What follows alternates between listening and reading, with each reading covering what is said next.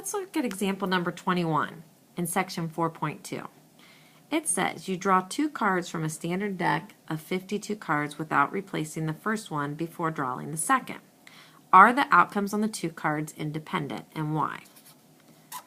Okay, if I assign A to be that we drew an ace on the first card and K to be that the king is on the second card, the question is, are these 2 events independent? Okay, so if I look at this, the probability of getting an ace on the first card.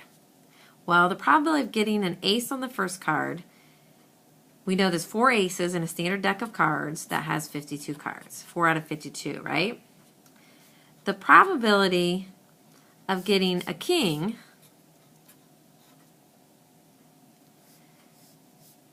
probability of just getting a king, regardless if it's on the second card, let's just do a king on the first, is also 4 out of 52, right?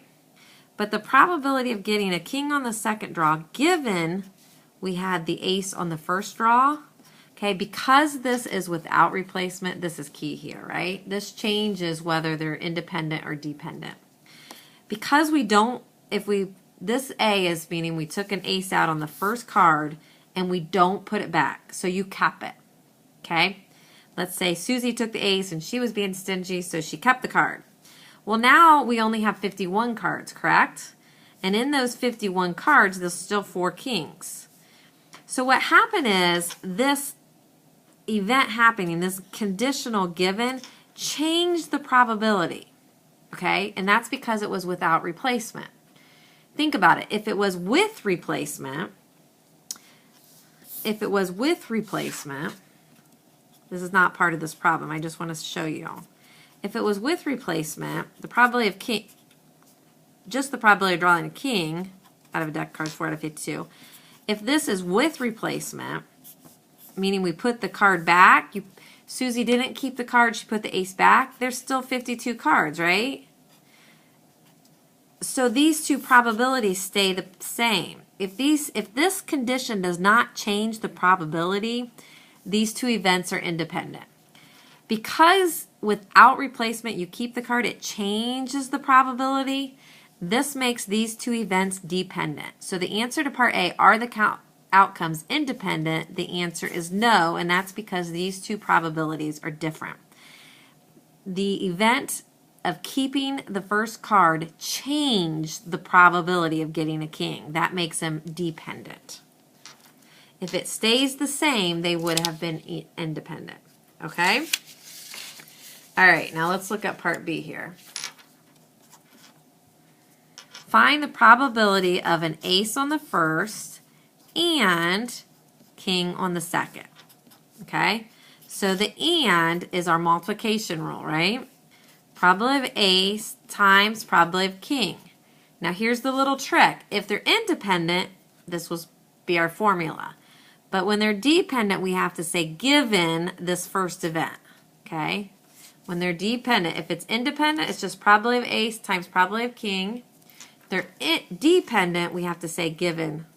Okay, so since these are dependent, probability of getting ace, we said was 4 out of 52. Probability of getting a king on the second draw, given we got the ace on the first draw. This is where we kept the ace out. So we only have 51 cards left, and we still have 4 kings. Okay, and I'll let you guys multiply that out. Make sense? Okay. Part C, oops, sorry, we're out of room here, says find the probability of king on the first draw. Maybe I should make little subscripts. King on the first draw and ace on the second. Okay. So again, and multiplication, probability of king on the first draw times probability of ace on the second.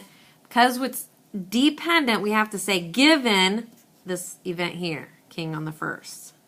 Okay, if it was independent, you just leave it like that. Now we have to put given this event, first event. So probability of king on the first draw, there's 4 kings out of 52 cards, times probability of ace given we already took 1 king out, so now we only have 51 cards, but we took a king out, so we still have all 4 aces. 4 out of 51, I'll let you guys multiply that out. Make sense? Okay, part D says find the probability of drawing an ace and a king in either order. Okay, so this part C that we just did was probability of a king on the first draw and an ace on the second, right? So basically what we're saying is or. Remember what or means? It means plus. Or an ace on the first draw and a king on the second draw. Okay, so this was really part B. This is really part C. So we're, because it's or, because it said any order, right? We can either have a king on the first draw and an ace on the second, or an ace on the first and a king in the second. So you're going to add parts B and C together. Make sense?